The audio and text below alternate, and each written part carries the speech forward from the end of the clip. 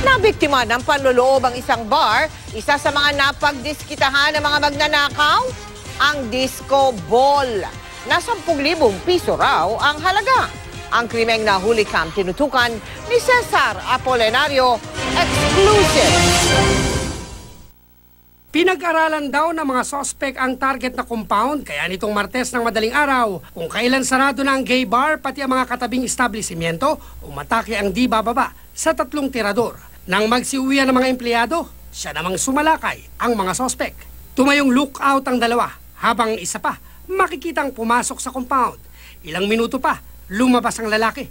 Lumakad palayo ang dalawang lookout. Ang isa, tumayo muna sa gilid ng kalsada. Kapansin-pansin kumikinang pa ang bitbit ng sospek.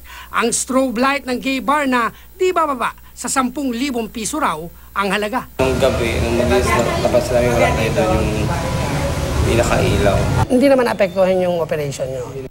Bukod sa strobe light, nawalan din daw ng gamit ang ilang empleyado. Tiningnan ng CCTV video pero di nila makilala ang mga sospek.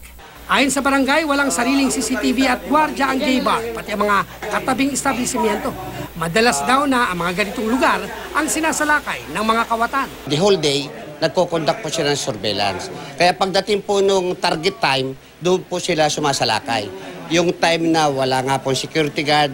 Ayon sa QCPD, kahit nabawasan ang bilang ng krimen sa QC, importante ang kooperasyon ng barangay at ng pulisya. May additional 3 stations ang dito sa Quezon City para mag-total sa 15. Land area ng Quezon City consists of around 1/3 of the land area of NCR.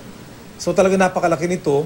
And then with the more than 1/4 of the population ng NCR nasa Quezon City, kailangan talaga namin mas marami.